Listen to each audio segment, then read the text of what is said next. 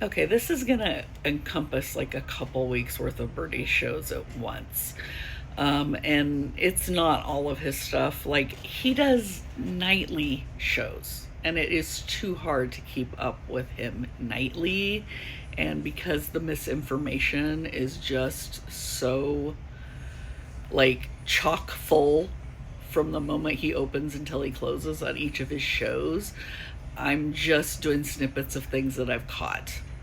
Now, if there's things that you've seen him say that aren't true that I haven't covered, please let me know, because I'll go back and look and I can cover those. But like I talk about whack-a-mole, he's another one of the guys that's like a whack-a-mole. Like, you debunk one thing and he just comes out with 5 other lies right after that. So I'm doing my best to kind of keep him in check. So here we go.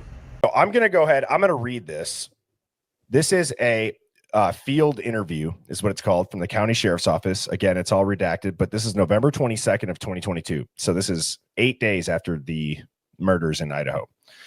And it reads, on November 22nd, 2022 at 1:30 p.m., redacted, entered the redacted county courthouse wearing blue jeans and a gray sweatshirt, carrying a black backpack and a sleeping bag. Mr. Redacted requested to speak with a deputy to make a trip regarding a homicide. I, Deputy Redacted, advised him that he could report the tip directly to the sheriff's office by contacting Crime Stoppers or Communications. Mr. Redacted stated that he did not have a phone and was walking because he just, quote unquote, hitched rides down here this week from Idaho, end quote. Okay, let's just talk about this before we go further. This has been floating around for over 2 years. And if this was truly a field report from a sheriff's office, yeah, they would have redacted the name of the person that came in, but they wouldn't have redacted the sheriff's deputy's name or which sheriff's office they walked into. And it's really interesting because they redacted like which county and who the deputy is. Right there, that's your sign that this is incredible, because they wouldn't have done that if this was truly a report from another county. But let's continue. They're going to try and pin it on me. I asked him to clarify if he was speaking about the Idaho State University students who were found killed on November 13th, and he replied, yep. I then asked him to name the individuals involved. Mr. Redacted reported that Kevin Redacted, Alan Redacted, and Aaron Redacted participated in the quadruple homicide, and that Kevin Redacted would have been the perpetrator, but Alan Redacted and Aaron Redacted were present or participated. Mr. Redacted also stated that Kevin drives enduro bikes and that the investigators need to look for motorcycle tracks a distance away from the crime scene because Kevin is known to have committed crimes and left his bike a ways away so he can walk to it and then get away without being recognized. So they're redacting the last names, but not the first names. Yeah, no. They would either redact both first and last, like they're doing, well, like they have us believe is being done with the responding party, how they've redacted that person's name completely. They would redact both, or they would just do initials. So this obviously is not a real field report. And I know Birdie loves to believe this shit hook, line, and sinker, and his audience eats it up. They love it. They're like, can I have some more, sir? But yeah, that's no way this is a real report. It's fake. And also, when Moscow PD gets a call from another agency saying they're checking into something, that does show up in the daily activity log. It will show up in there saying that they received a call from another agency asking about a certain case. We saw it with some stolen vehicles before. So this isn't real. This is somebody that was trying to insert themselves with a fake report, and certain people fall for it because it brings them clicks and views and money. Alan possibly be Allison Couch's brother. His middle name is Alan. Maybe. Could be. I don't know. I mean, that's No, Phoenix. Ashlyn does not have a brother with the middle name of Alan, and I know who you're thinking of. And I've already done a video addressing that a couple weeks ago. That is not Ashlyn's brother. Here I'm going to prove that the GrubHub video is not the actual night of the incident. This is the night where Hannah was still alive. Every single thing that we've been watching, guys, is not that night. This one is that same lady who was at Hannah's funeral. This guy cannot be at two places at once. Look. so that was posted 2 days ago. I mean, I'm going to play that again. Hey, I know that this is not from that same night. Now, who knows? Who knows? It's not meant to spread misinformation, but nobody knows. And if you don't think that somebody could redate a Twitch stream or say at least it's a different date or overlay 911 audio calls, if you can't wrap your head around that technology existing, I don't know how to, I guess, explain it any differently. Okay, that is not Hannah. And that is insulting to try to claim that that's her, especially given that her family has asked for people to stop bringing her up. Okay, and I'm not even going to go into the other couple people that Van Life, whatever her name is now, is trying to claim we're at Hannah's funeral, but we're also at the grub truck, because that doesn't prove that it's a different night. And Birdie, shame on you for even entertaining this crap and trying to claim that we don't know. Okay, yes. Are there things that people lie about? Yes. Are there dates that people manipulate? Yes. But this case is not some big fucking psyop. And you are entertaining this shit for money. Just admit it. I don't understand why you don't admit it. You know why you have thousands of viewers compared to the people like myself that only deal with facts. And it's because the lies and the misinformation sell. They are sexier. Facts aren't. People don't want to hear facts. They don't like facts. They like the shit that you're peddling. So just admit it. Just admit you're making money whenever you show shit like this. And Van Life, Optum CSS, whatever her name is now, she does the same thing. She makes crap up. She claims she spent time with Dylan and Bethany. She claims she's going to be a state witness. Blah, blah, blah, blah, blah. None of it's true. And I know you're smarter than that. Well, maybe you aren't. I don't know. Maybe you were dropped on your head as a kid. I think you are smarter than that, but you're doing this purely for the money. You see the money in this. You see the grift. And shame on you. The only one that I looked at seriously from the remaining roommates, surviving roommates, victims, was Bethany.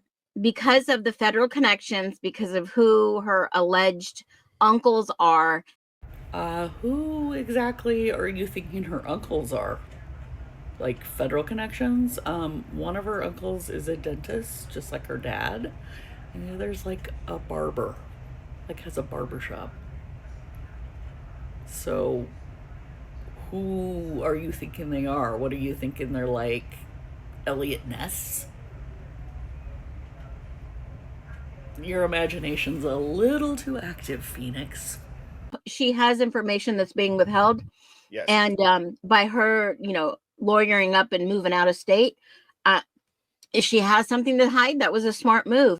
Okay, first of all, lawyering up is what anybody should do when they're being questioned by law enforcement outside of like a regular traffic violation. Never talk to law enforcement without a lawyer. And lawyering up doesn't mean that you're hiding anything or withholding information. And secondly, she didn't move out of state. She is from out of state. She's from Nevada. She was just going to school in Idaho.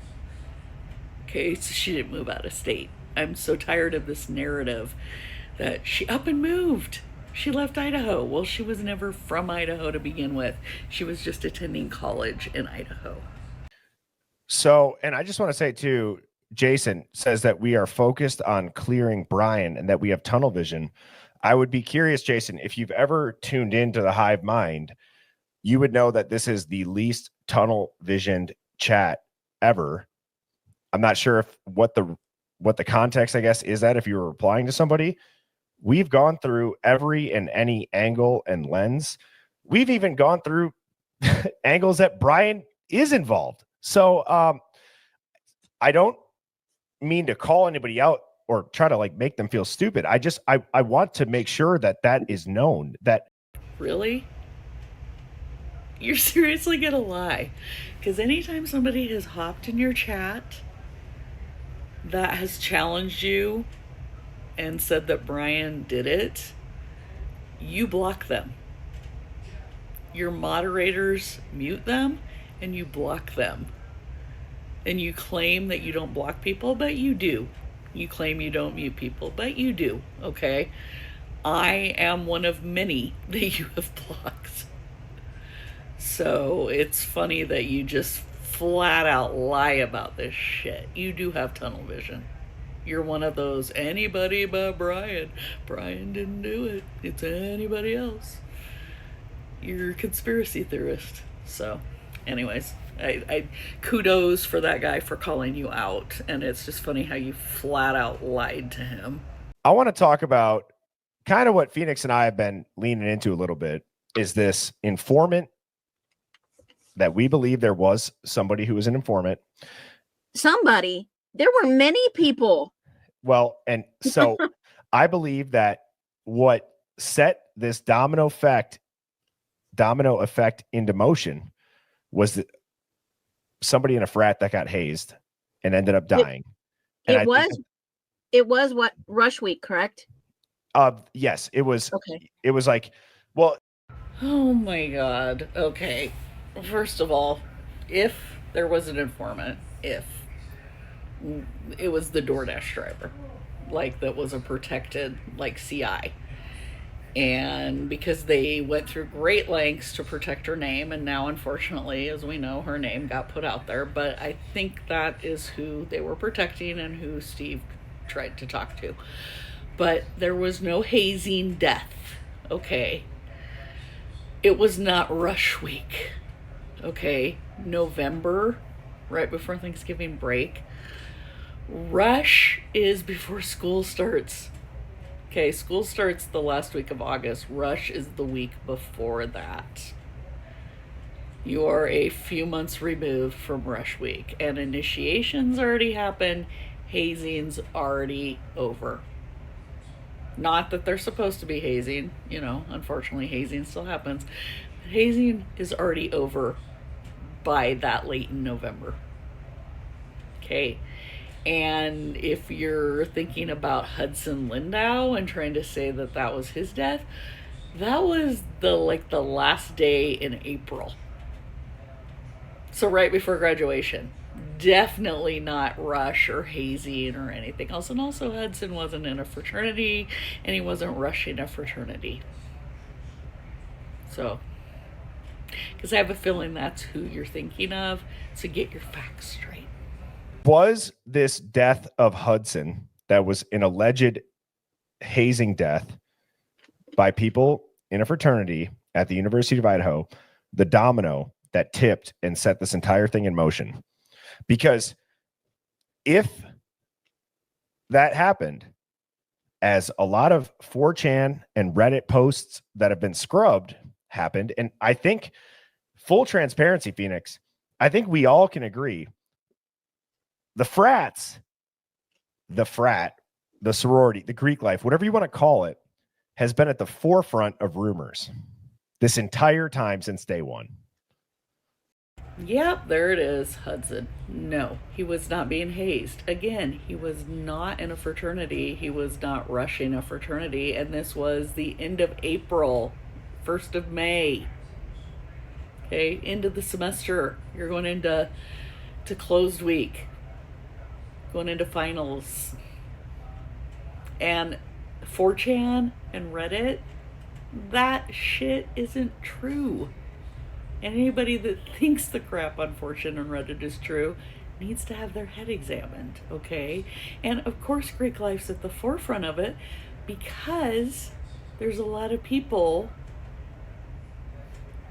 some of you, that seem to have a resentment for people that were in the Greek system, and for whatever reason, still a jealousy years later. I don't know if you got cut when you went through Rush or what, but it sounds like some of you still have a deep set hatred of the Greek system, and you don't understand it. And so you're willing to grasp onto anything you can that will vilify the Greek system. But in this case, in the Idaho 4, the Greek system had nothing to do with it. Yes, the victims were all in fraternities and sororities, but on small campuses like that, it's a high percentage of people that are going to be in the fraternities and sororities, like U of I and WSU, because they have large Greek systems. Okay? But Ted Bundy going into the Chi Omega house, does that mean that the Greek system had anything to do with that? No. Okay? If a sorority or fraternity member is murdered by a psycho, that doesn't mean the Greek system had anything to do with it.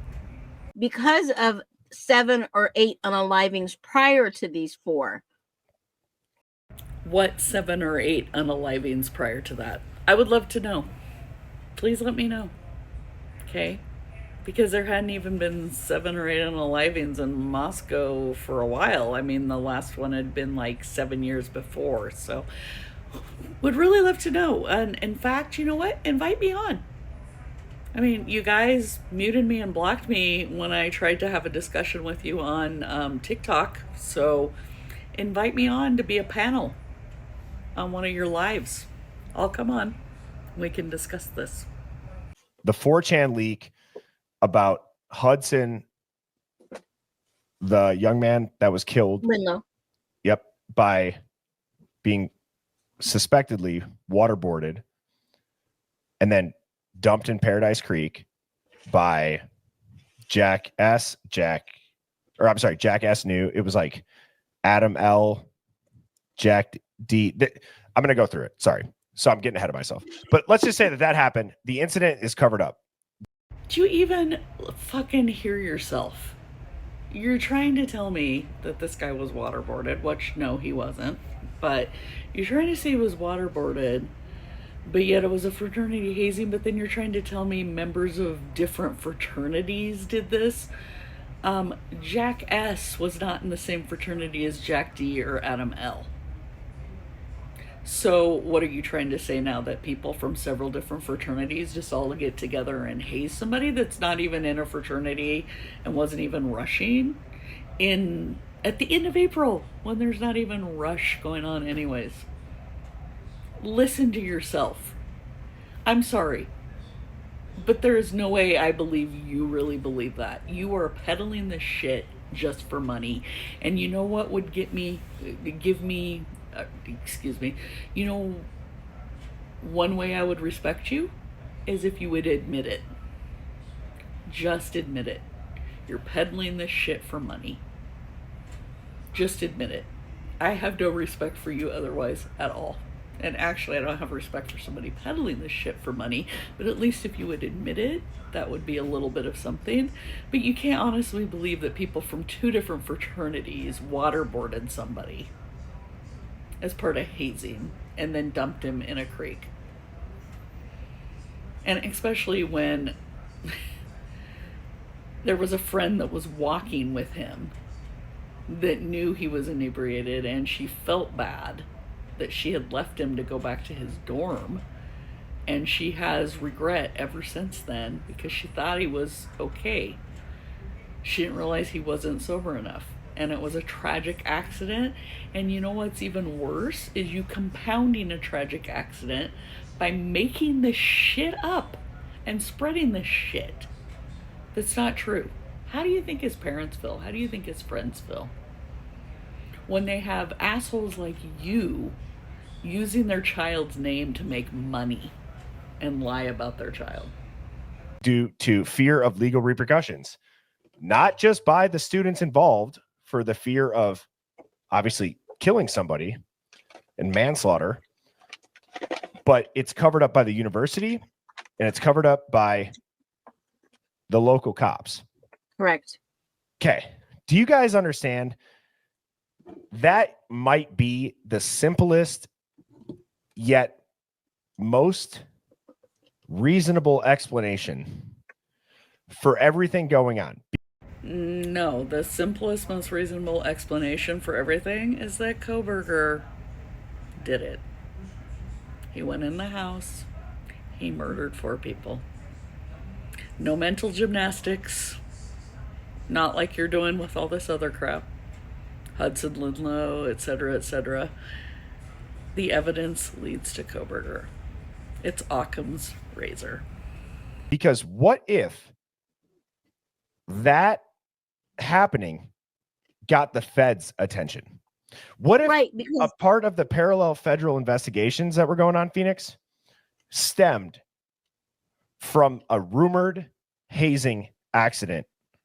First of all, a hazing wouldn't have triggered a federal investigation. And Hudson's death wasn't a hazing anyway. Secondly, there were no parallel federal investigations going on until the quadruple murders. And then the feds, once they found Kohberger, the connection, they were investigating him for stalking, because stalking across state lines is a federal crime. And that got brought out in one of the hearings in January of 2025. But there were no parallel investigations going on prior to that. And anybody saying the FBI was already in Moscow prior, no, they weren't. I know exactly when they first arrived into Moscow after the murders. They were not there before. You do know also, speaking of the university, they have lost out on the ability of the University of Phoenix buying them. They were in negotiations to buy them. Yep. And this hit at the wrong time. Oh my God. Okay. And there it is. Another one of the favorite conspiracies of the conspiracy nuts. The University of Phoenix still had nothing to do with the murders, and it didn't hit at the wrong time. What it was kind of out of COVID. Okay. And Scott Green thought that the infrastructure that University of Phoenix has, because they're online, would be good for University of Idaho to be able to expand their online presence. Because after COVID, or during COVID, classes went online.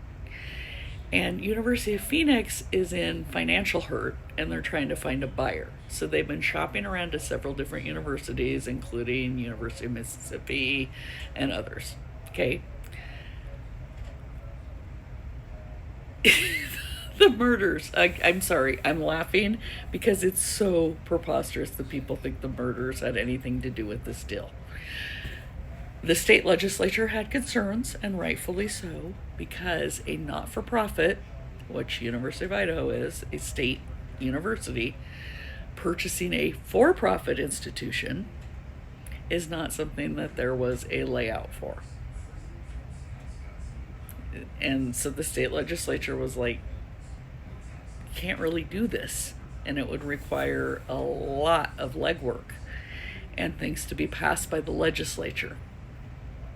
So they were looking into it, and it delayed everything. And in the meantime, Phoenix, they are desperate for buyer. Okay, this isn't a case of University of Idaho was desperate to buy University of Phoenix. No, Phoenix is desperate for a buyer.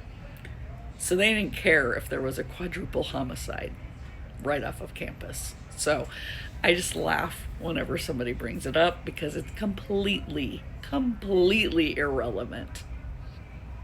Fucking tinfoil hat shit. So it does show if your phone was turned off. Mm-hmm. If you lost service, it also shows that the phone will keep trying to connect. If there are no towers in the rural area, you have to see, technology is not perfect. No, it's not perfect, but you know what? No towers have nothing to do with it either, because there's something called a cell bright extraction, and that's what they get a hold of your physical phone. So after Koberger was arrested, the FBI got a hold of his physical phone. And they did a Cellbrite extraction. And towers don't matter at that point, because they were able to find out exactly what he did on his phone and when. They know exactly what keystrokes he hit. They know exactly what percent his phone was at when he turned it off on the morning of November 13th. The Moscow PD starts to come into the picture of like, how well were they performing? I mean, for God's sakes, they didn't even have a drug dog until last year, right? Well, Birdie, like usual, you are wrong. They have had one since 2022. And actually, Latah County has had one prior to that MPD could use. So, no, not last year. Could you imagine if Brian has a photo of the sky that night? So here's the deal. If Koberger had had photos on his phone that he took on November 13th, 2022, at the exact same time that the murders were taking place, in another location, and the metadata showed that, he would have never been arrested, let alone indicted. And we would have heard about those. It would have been brought up in the Franks information, in the challenge to the indictment. So no, he doesn't have photos of his phone. Not photos of his phone, but photos on his phone. And that Leonid meteor shower was not visible from the Pullman, Moscow area, okay? All the sightings were further south. Eagle, Idaho, down into Oregon, south of Pullman, Moscow. And I'm going to show you, because satellite footage could show you the cloud cover for that morning. So Birdie had showed the video for Translucent, and she was talking about the meteorology app. But here was the sightings that were closest to Pullman, Moscow, of that Leonid meteor shower. You can see they were all well south of Pullman, Moscow. This was the Pullman, Moscow region that morning. And you can see there's a little bit of break in the clouds, but not very much. And if you go southeast from Pullman, that would be down near Hawaii Park, there was heavy cloud cover. There was no way you were seeing that Leonid shower from there. Especially because down in the river, down in the canyon there, it's really foggy. It's bad down in the Snake River along there. Now, just for comparison, this was the cloud cover that morning in the areas of Idaho where it was seen. So down south, Boise, Caldwell area. Hardly any cloud cover.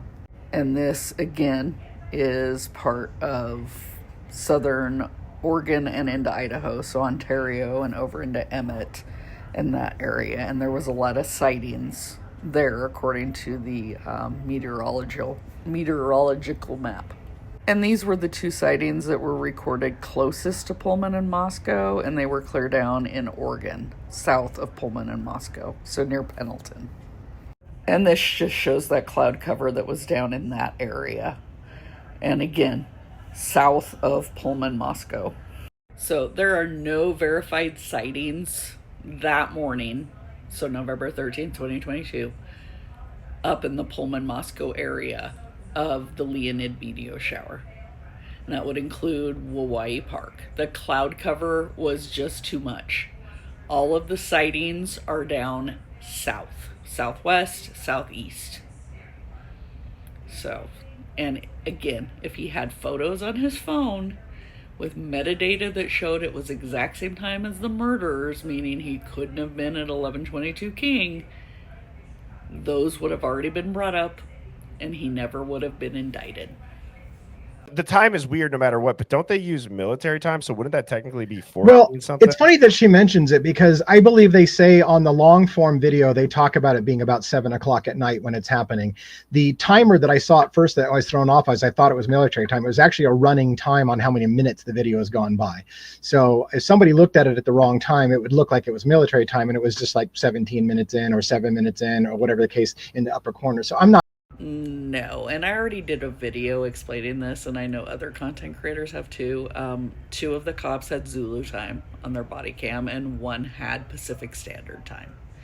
And with Zulu time, you just have to count back 7 hours during the summer months, and then after you go into fall back after daylight savings, and it's 8 hours back for Pacific Standard. But there was nothing weird about the time, and no, it's not a running total up in that upper right corner of how many minutes you're into the video. It's like watching Dumb and Dumber try to explain the video. It just makes I wonder if their brains hurt when they try to think, because it was obviously Zulu time, has a little Z by the time on there. And then the other one was obviously just set to regular to Pacific Standard, but it was the same time at night. This is so weird to me, but have we seen any photos of Kaylee with Steve or anyone from her family? I can't think of any at all. I've only seen pics of her with Maddie. Then I realized that the only one of the victims, the unintended one at that has any pictures of them with their family is Ethan. What are your thoughts on that? And the Gonsalves family page has lots of photos of Kaylee with her father, her mother, different members of her family. There are photos of all the victims on various media with their family members or their parents. The thing is, college kids don't tend to post photos with their parents on their Instagram or their Visco. So you have to look at other forms of media. And that's not nefarious. That's just how college kids are. Tell me if I'm making this up, but I swear that at one point, Kaylee's family said that she had a brother that also was in Moscow. Steve Jr. Right. And maybe I just like have missed the boat on that one. But I mean, I don't want to derail us, but I never heard anything else about him. And like, then did he go back? He lives there still, even after all this? Oh my God. Are you new to following this case? Because yes, she has a brother. Yes, he was attending University of Idaho at the same time as she was. And he was at home in Rathdrum the weekend when the murders happened. But he did complete his degree at University of Idaho. No, he no longer lives in Moscow. That's all I'm going to say. Because, quite frankly, his life is nobody's business.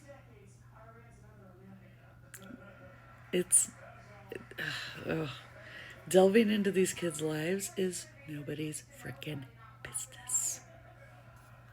I mean, the PSYOP is like one of the forbidden theories because people get really offended. And obviously, yeah, I could totally see that's a reasonable thing to get offended about if, somebody in your family actually got killed. And now people are like, this is completely fake. You guys are all government actor plants that are working with the CIA and God knows who else to accomplish some bigger narrative. Yeah, that's obviously not going to sit well with people. But when we don't know anything and everything's redacted, and I think it's such a high profile nature of a case, it's just a discussion at that point. No, it's not just a discussion at that point. It's harmful. It's very harmful. It's very hurtful to the families. And even with things redacted, there's enough documents out there with the facts of the case that these are not actors. This is not a PSYOP. These kids are really dead. Okay. And it's harmful to the families to act like they're not. And did none of you learn from Alex Jones? There's a fine line between free speech and harmful defamation and accusations.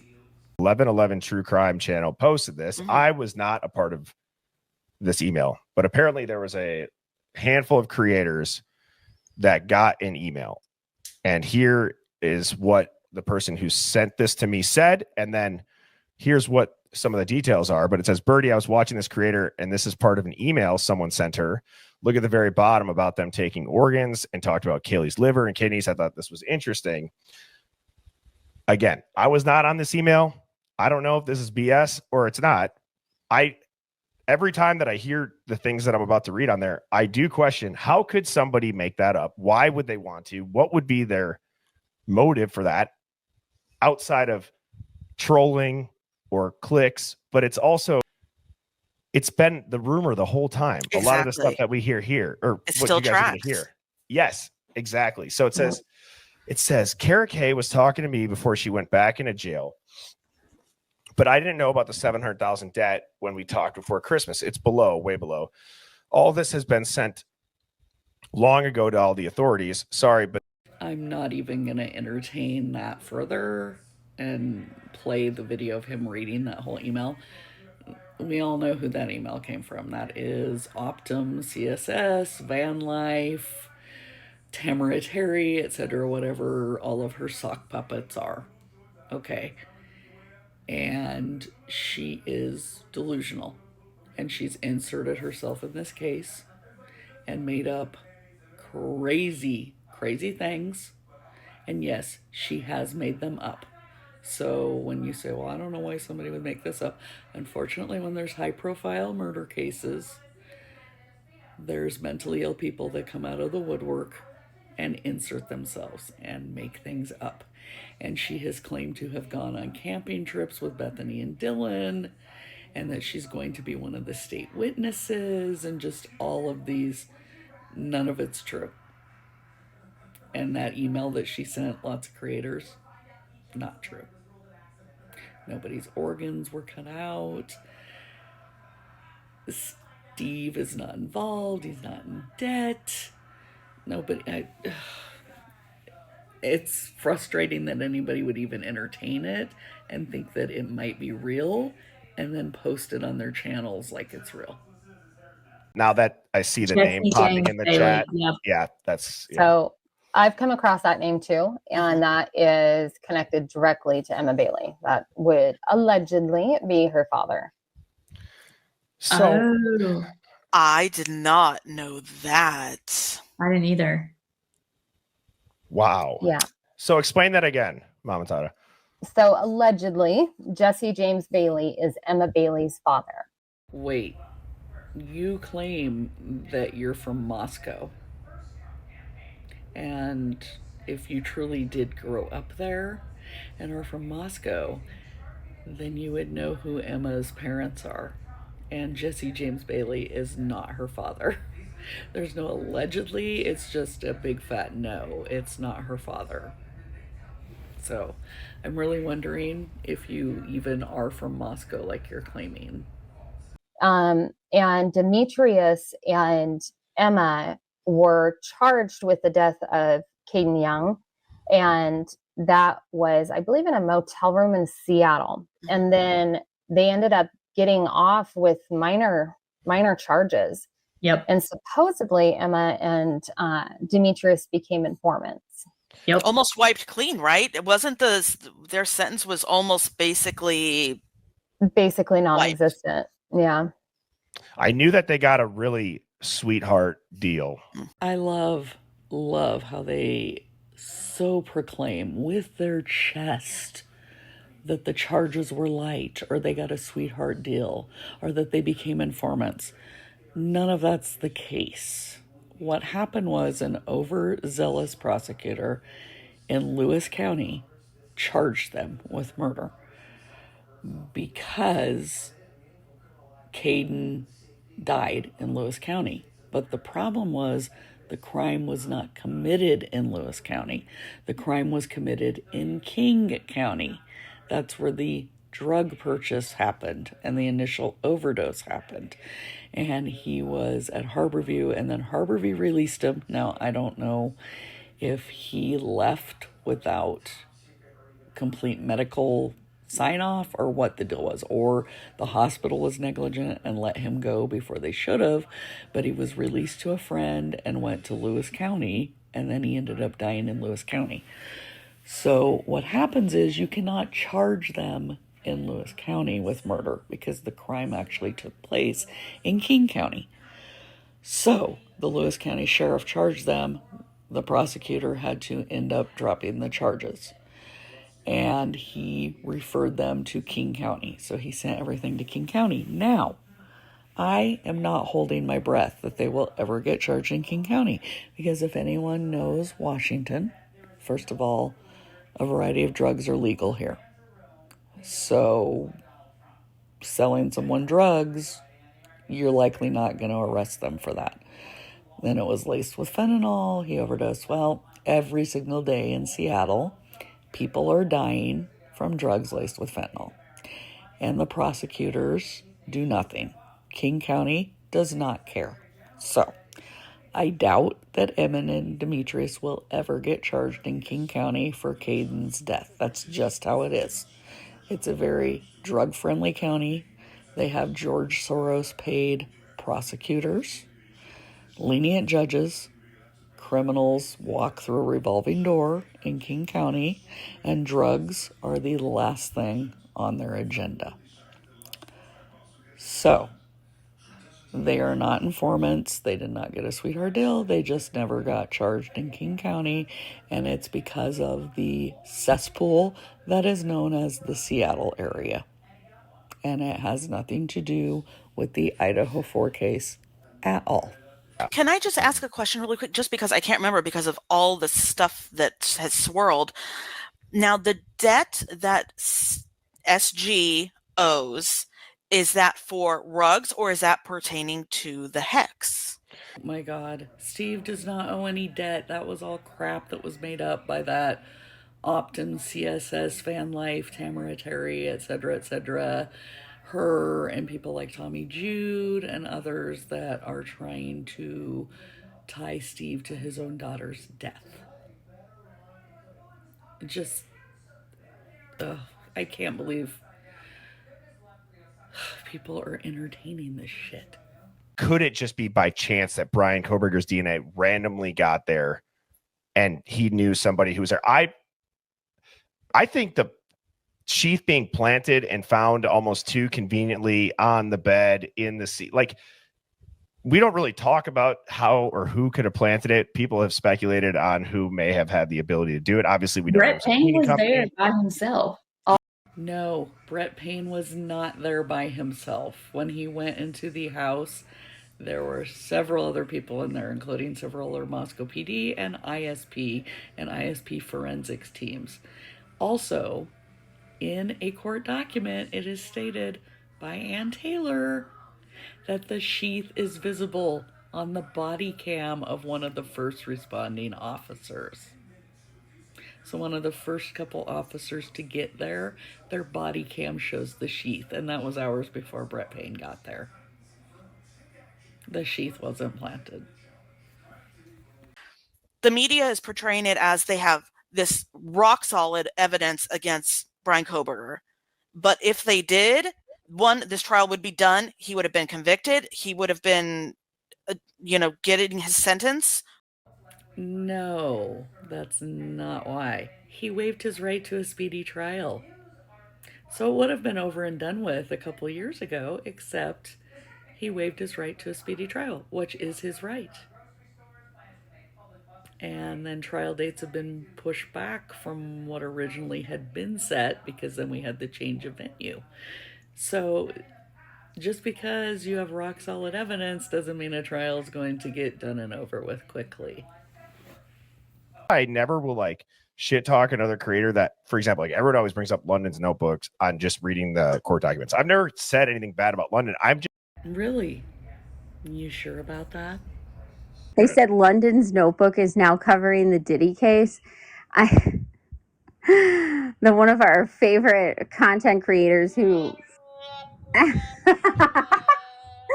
I watched one of her videos, unfortunately, the other day, and I just want her to stop what she's doing and let me give her a makeup tutorial. So badly. I just want to be like, oh my God, why are you like ransacking the Wet and Wild aisle and letting like a 5-year-old do your makeup? What is happening? All right, keep. Oh, wait, I suppose it was because Sammy T. Mafia that was mainly doing the ripping on London that it wasn't you, that it was okay. Even though you were sitting there laughing along with her and you had her on her show. And that's not the first time that she's made fun of London or that you've joined in. So don't give me this, you don't rip into creators. You also ripped into me as well. So I just love how you like gaslight and lie, flat out lie to your audience. There's for being these families that are affording housing for their kids going to U of I, that housing is not cheap. University of Idaho is not cheap. Moscow is not cheap. Well, actually, University of Idaho for a resident, $9,400 a year in tuition. So that's total both semesters. That's cheap. You compare that to some of the other public schools in other states, and then private schools, which are probably running $35,000-$40,000 a year in tuition.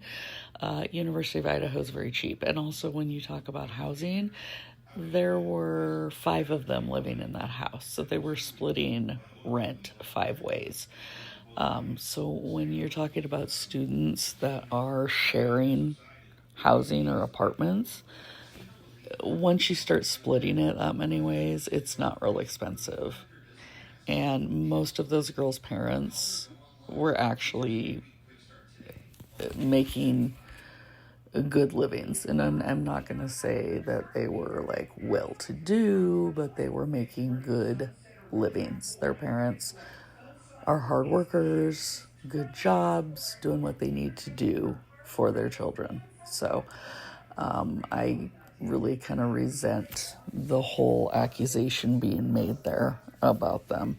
And handprint that looks purposefully placed on the Elantra's window that matches up exactly with the handprint. I overlaid them here on the window there. Both, boom, right there. And it's the exact same hand. No, it's not the exact same handprint. I did a video a while back explaining why you can't just take a photo of a handprint in a window and another one from a car and try to match the two up. Okay, that you don't even have the same dimensions, nothing. And of course, handprints are going to look similar just looking at them anyway, but unless you have the exact dimensions that both were on those windows, you can't overlay them like that from photos. And of course, the car in Oregon had a bunch of homeless people in and out of it. So any handprints that were on there, on the outside of it, weren't gonna. Anyways, I explained it all in my video I did a couple months ago. Birdie's just out of his head on this one. What was the theory with the landlord with SCs and the landlord? Well, so his like somebody that he had employed, he sold this car to. So they go, and the title is technically not related to the homeowner, but he had recently sold this car to her, I believe, if I'm remembering correctly. And I can't believe that rumor is still circulating. No, Dan SD did not sell a white Hyundai Elantra to anyone that had worked for him. That car was purchased by a woman in Colorado through a car dealership. She didn't purchase it from SD. She has no relation to anybody associated with the case. The car wasn't associated with the murders. Or that they were bound and gagged. That was another thing. That's another thing. Right out of the gate that they said they were bound and gagged. Somebody was like, I remember very early on they were saying that like they would just like go down the line, punch, punch, punch. Like they were all 4 just like lined up and they were just like beating the snot out of all of them. I mean, everything from the beginning is gone, you know? Oh my God, and who said those things? Those things weren't ever said by anyone official. Those were people making anonymous posts, making shit up on 4chan and Reddit. And no, they're not gone. You can still find all those stupid posts. but why anybody puts any weight into them is beyond me.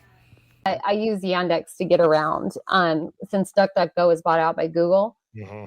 DuckDuckGo was not bought out by Google. And in fact, there's court filings from Google that reveal business details of DuckDuckGo because they were one of their major, or they are one of their major competitors.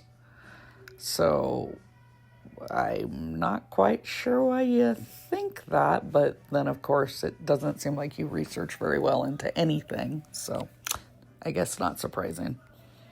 Saying too prior to the stream, and I'd seen this, but Will, I don't know if you're aware, apparently some like massive Facebook groups and a lot of internet presence of chat rooms or threads or message boards about Brian have all been wiped clear, like Facebook groups with over 100,000 people in it. We were kind of wondering before, like, I wonder why that would be and who would have the power to get that taken down. Would it be Brian's defense? Would it be the state? I mean, Phoenix, do you know why that, or anybody in the Hive? Were these support groups or were these like guilter groups? They were just talking about the case and the unalivings, but the majority, 80% of them, was based on what the media is saying. So of course there's some negativity in there, and you know, the people that were, and I watched a lot of this. I wasn't participating in it. I just kind of looked here and there, and I went last night to go look, and it was gone. Over 100,000 paid participants, members. And I thought that was just odd at the time that everything is coming out right now. Well, if it's this one you're talking about, it's still there.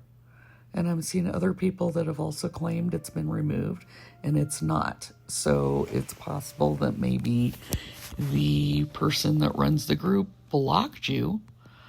I'm not a member of the group, and I can see it from the outside. So, I mean, I don't want to click join because I just don't want to be involved with anything on Facebook, but I can find it. It's visible. It's there. 226,000 members, and I'm not aware of any other groups that have been scrubbed or removed. Obviously, there was 2 more subpoenas that were served yesterday, and I don't know where they got that information because there's nothing in the repository.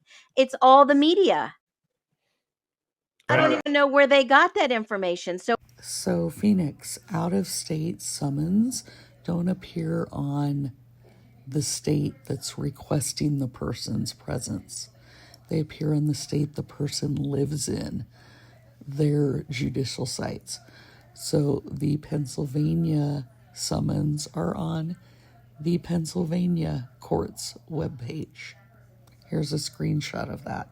Kind of interesting, like, again, Hive, understand what I'm trying to say, but anytime information gets scrubbed offline, right, you usually will see it with, like, not, this is obviously a huge event, but most times you'll see it, like, you saw it with COVID, you saw it with Epstein, you saw it with Vegas, you saw it with a lot of other stuff. It just does, it does seem like the coordinated information control, when it's all of them at once, it doesn't, to me, that seems like there might be pressure from a court.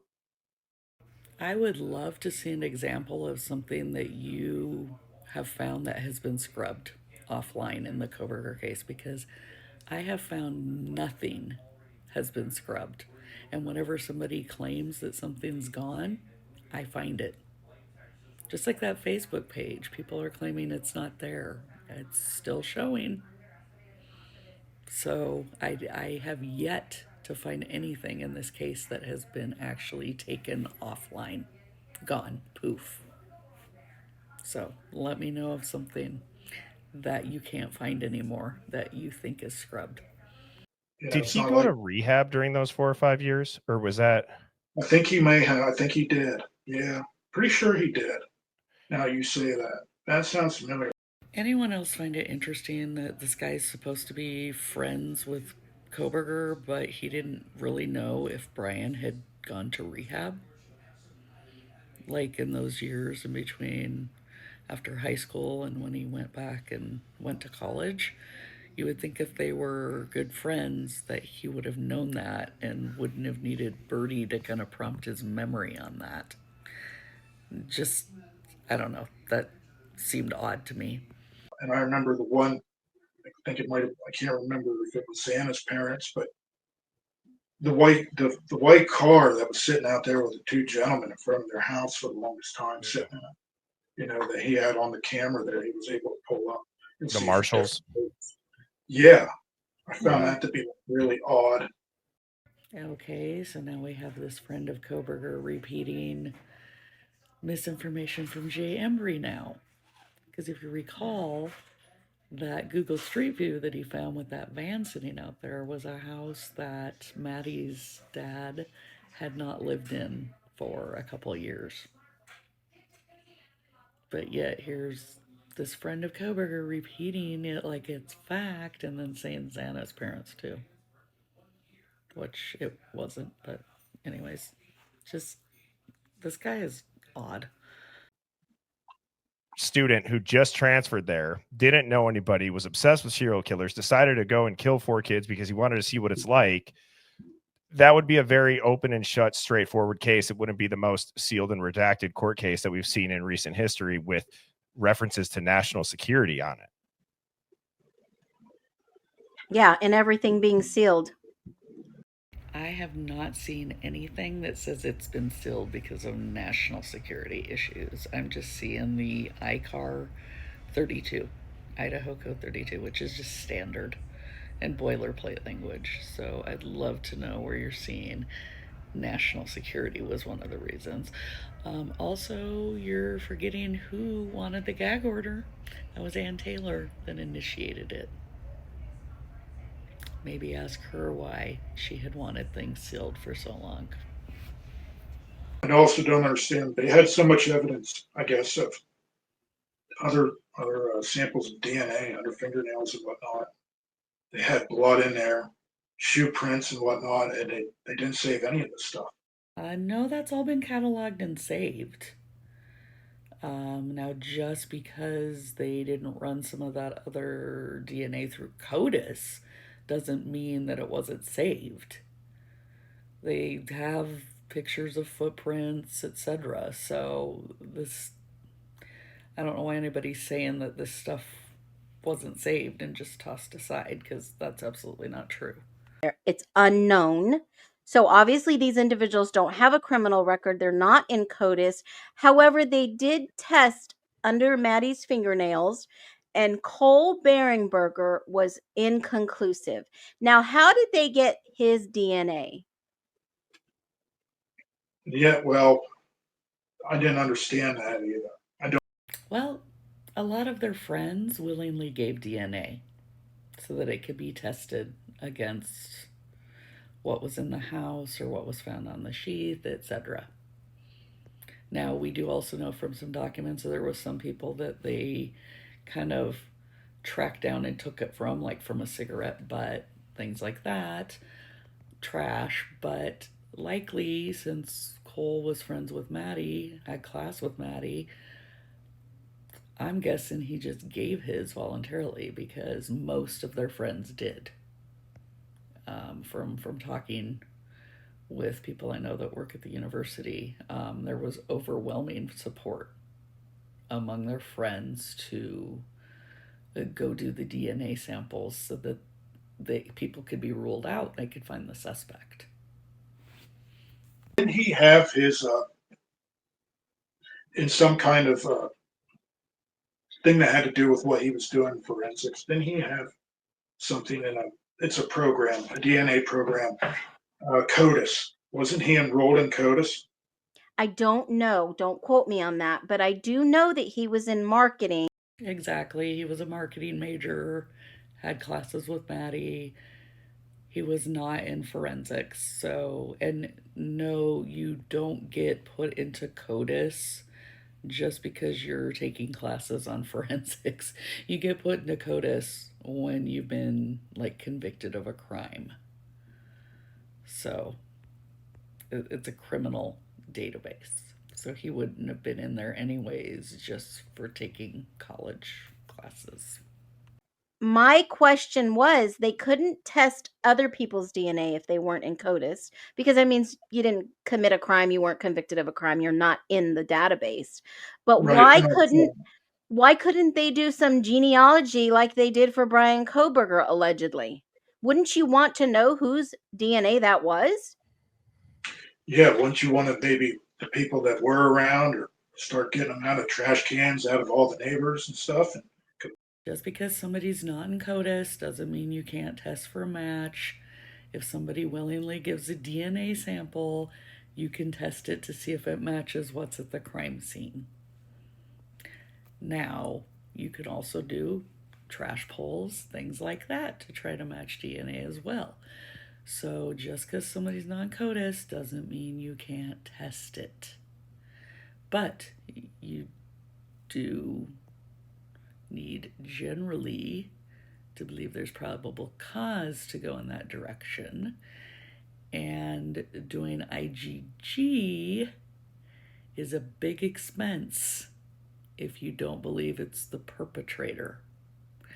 So when we talk about the blood stain that's on the handrail and the blood that was found in the glove that showed up a week later, those were not things that were believed to have come from the perpetrator, which is why they were entered into CODIS as being from the crime scene. They didn't meet CODIS eligibility, but also you're not going to do the expense of the IgG route when neither is believed to be from the perp. Okay, the perpetrator is not believed to have gone between the second and first floors. So a spot of blood on the handrail between the second and first floors would not be from the perp. And that glove showed up a week later. It was not there when they secured the perimeter. Somebody like dropped their glove a week later. That's not from the perp. And Taylor's going to use these things to plant reasonable doubt. And I know a lot of people have it in their head that these should have been tested, but that's not how it works. There's strict guidelines for CODIS, and I've gone over this. I've done a video on it. I've gone over it 1,000,000 times.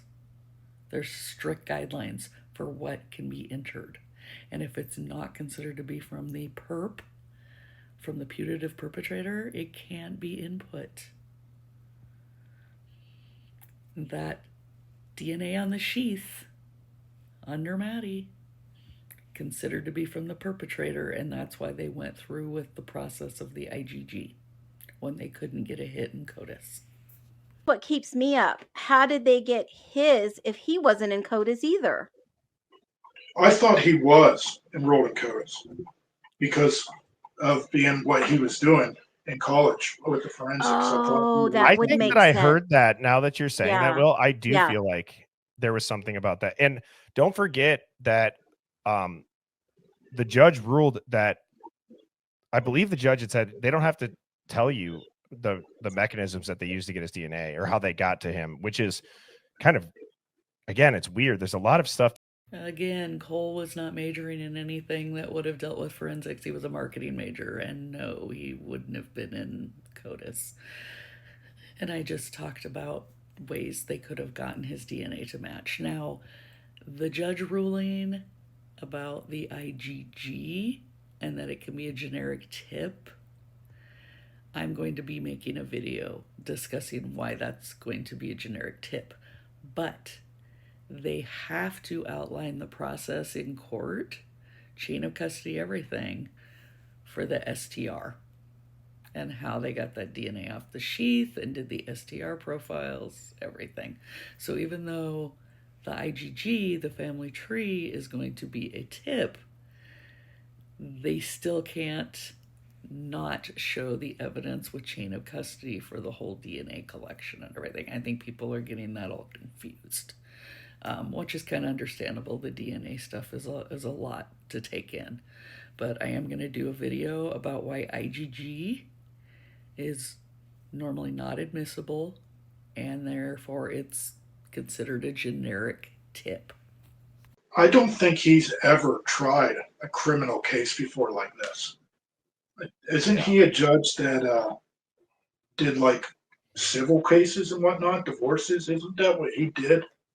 Well, historically, Judge Hippler does mental health court. I've never seen him do a DP case, from what I've found.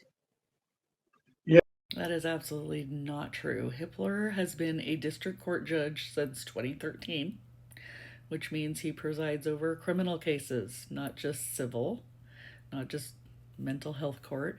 He's actually had quite a few murder cases, had a couple death penalty cases. I outlined in my community posts quite a few months ago some of his most recent cases that dealt with murders and violent crimes and the death penalty cases that he oversaw. So, this whole notion that he's never presided over death penalty or murder cases is just nuts. Okay, the guy's been on the bench for 12 years. So, it's but people believe anything, just like I keep hearing people saying Ann Taylor's never lost a case.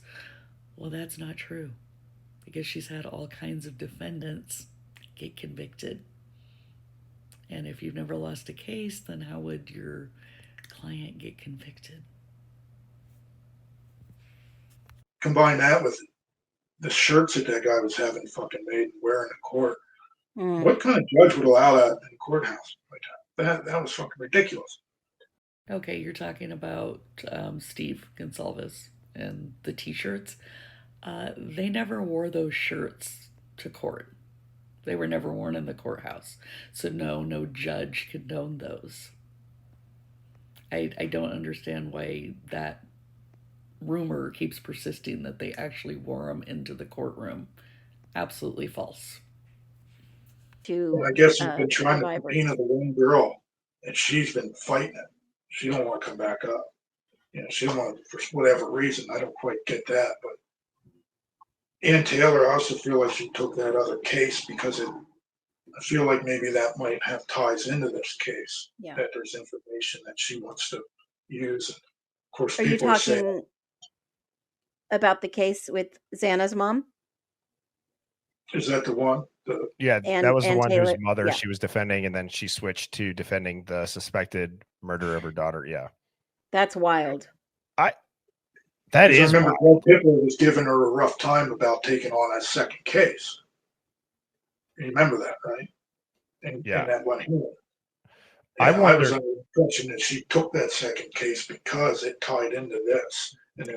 So first of all, Bethany, with that subpoena clear back in 2023, that was for a preliminary hearing, okay? Normally, victims, survivors, witnesses like that don't have to come to a preliminary hearing. Law enforcement reads their statements on the stand. So there was no reason for her to have to come to that. That is why she fought that subpoena and was like, hey, you can come to me in Nevada and I'll answer questions. And she had no problem testifying for the grand jury, and she has no problem with coming for trial. And people that keep saying, oh, she's scared to come back to Idaho, she's been back to Idaho several times to visit friends, to visit Dylan. It had nothing to do with being scared to come back. You normally don't have a person come for preliminary hearing, a witness like that, when law enforcement can read their full interviews and their statements at the preliminary hearing. Now, as far as the other case Ann took on, no, that wasn't Xana's mom. Also, Ann was never Xana's mom's defense attorney, because Ann Taylor was over the Kootenai County Public Defender's Office. Her name appeared on all the paperwork, all the letterheads, but an attorney that was under Ann Taylor was assigned to Xana's mom. That all got worked out. They had a hearing about it, no conflict of interest, nothing. But it still persists, the rumor still persists that she defended Xana's mom, which wasn't true. But the Skylar Mead case is the one that she took on. It is not related in any way, shape, or form to the Koberger case. So she did not take on that case because it's related in any way. She's one of 11 death penalty certified attorneys in the state. And there's been a big shakeup with how public defenders are paid, and a lot of them have gone private. And there's very few, so she got tapped to take on another one by the state. And she should have asked for extra resources on the Koberger case since she knew she'd be stretched thin. Knew that Brian was innocent and this is her way, because she's not working, I understand, allegedly for the prosecution anymore. She is now in her own private practice. Isn't that correct? That is correct. And I do Yeah. wonder too if some strategy ties into attorney-client privilege that she had taking Brian's defense. And so that means that she is taking this case pro bono, right? No, she's not taking the case pro bono. So again, I just had mentioned it about Idaho having a big shakeup with their public defender system, and they changed them to where instead of being county employees and paid by the county, they would all be paid by the state now. And for some of them, it was going to be a pay increase, but for a lot of them, it was going to be stagnant pay. So you weren't going to be able to advance further. You were just going to be at whatever the state level was. And a lot of them didn't feel like the resources were going to be as good. Whereas when you were at your individual counties, your pay and resources, but because she was already on the Koberger case and assigned to him as a public defender, even though she's now in private practice, she is still contracted with the state to be his public defender. So she's getting paid by the state taxpayers, same as she was. Well, before it was county taxpayers, but now it's state taxpayers, because they worked out an agreement for her to stay on the case as a public defender. So she's not taking it on pro bono. And it's the same thing with the Skylar Mead case. She's a public defender for that case as well, getting paid by the state, not pro bono. Client confidentiality, as far as her and Koberger or her and Skylar Mead, that doesn't change whether you are in public practice or private practice. It's still the same. The client-lawyer confidentiality. So that wouldn't make a difference at all. I'm not sure where Birdie was going with that one. No, there's no way he did the crime, but they linked him somehow to it. And I think there's a good chance that that's how they linked him. Had to do with maybe he was buying from that house, because I understand there was a lot of drugs being sold there. No, not a lot of drugs were being sold there. It wasn't a drug house. And again, why would they say there was no connection between Koberger and them if he were buying drugs there? Why wouldn't Anne just come out and say, yeah, my client was connected to them and he was there buying drugs, but he didn't kill anyone? Why wouldn't she just come out and say that? But, I guess it's a lot easier to run with unfounded theories that don't make sense. Like, it was a drug house and he was probably there buying drugs. That's what I've heard. I can't say that I know that for a fact, because Yeah, you can speculate. We can all speculate. We kind of heard the I don't want rumors. to speculate to the point of a guilter does, Yeah. Speculate to that degree. Everyone deserves the benefit of the doubt. And really, if you don't know someone personally, or you never met them, I don't really see the right these people have to even make up their speculations or assumptions. Did he really just say that? That not to speculate to the point of the guilters. The guilters, like myself, we only speculate based on the actual facts of the case. We're not the ones out there making up the wild theories, okay? The Birdies, the Phoenixes, the J. Embreys, the Lanas, the Harshes, I could go on and on. Murder, Metal Mayhem, Huda, Bubbly. That's not speculating based on facts. That's just flat out making things up. And for you to say that everybody should get the benefit of the doubt, okay, so then shouldn't Dylan and Bethany get the benefit of the doubt? half of Moscow that's been accused by pro-burgers get the benefit of the doubt? I mean, there's at least 200 people that pro-burgers have accused. So I get giving Koberger the benefit of the doubt, but you can't give all these other people the benefit of the doubt, even though Koberger's the one that all the evidence actually leads to. So I find it really interesting that he says that. Anyways, but then he goes on a show like Birdie's where Birdie accuses everyone and anything except for Koberger. I just find it interesting. Like I said, one person by themselves didn't do that. You got to go back and use a little bit of common sense and think about that. If you're going to think about, who did this crime, you're going to have to go and think, well, did one person actually go and do this? Even one person that's skilled was able to go in there and kill 4 people in that manner, that many times, that many slash marks that make it look like the fucking Manson family in there.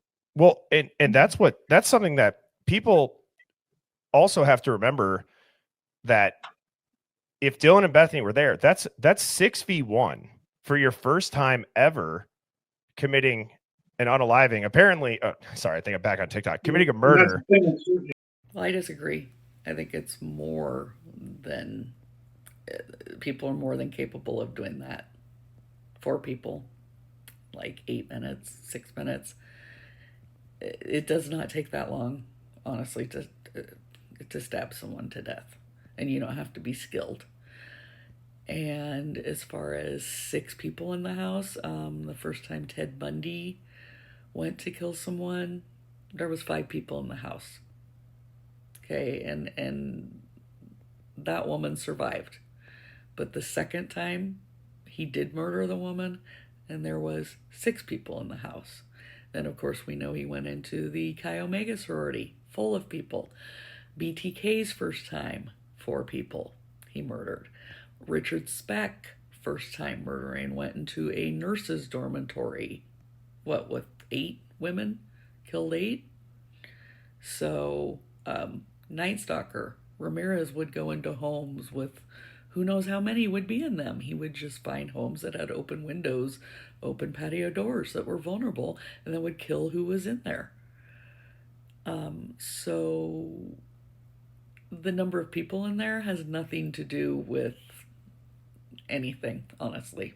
That's when somebody wants to kill, they're going to kill. Well, I know that even the prosecution's one expert in that one hearing came out and said that they couldn't really link the DNA to Brian Koberger. They could only tell that it was male because it was so corrupted. And then it comes out that they didn't even want to use it. The prosecution didn't even want this trace DNA ordeal being used in the trial. And I guess Hitler's forcing them to use it. They had to come to an agreement, both sides, of how they were going to introduce it. And the reason I think he did that, because if he would have thrown it out, that goes right back to the PCA of saying, well, you had no right to even fucking pick them up to begin with. You are so far off on that. No expert for the state testified to that it was corrupted and that they could only tell that it was male. No. Mm-mm.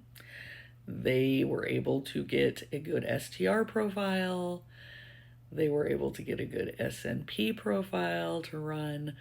The state all along has said they were introducing the STR match, which was the match of Koberger's own DNA to the DNA on the knife sheath, and also his father's from the trash, when they came back showing that the DNA on the sheath was the male offspring of the person from the trash. They've been wanting to introduce that all along. What wasn't going to be introduced, and still isn't, is the IgG, the family tree. And like I said, I have a video coming on that, on why that is going to be a generic tip. But no, the DNA was not corrupted. They were able to get a match, conclusive. It's Brian Koberger's DNA in the sheath. Defense has not denied that at all. They've moved on to trying to explain how it got on there. So they're admitting it's his. They're just going to try to counter it on, oh, it's transfer, so it could have got on there at any time somewhere, and somebody else could have brought it. So, but yeah, you're wrong about the DNA. And in general, just the suppression of the FBI's lack of conclusive DNA and it being a match. Like, the FBI did not say it was Kohberger's DNA. They only said he was one of several possible sources. The narrative obviously implied it was a complete match.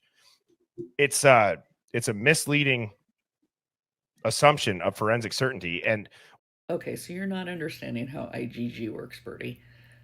They will not ever come out and say with IgG, family tree profile, that it's the person, that it's the match.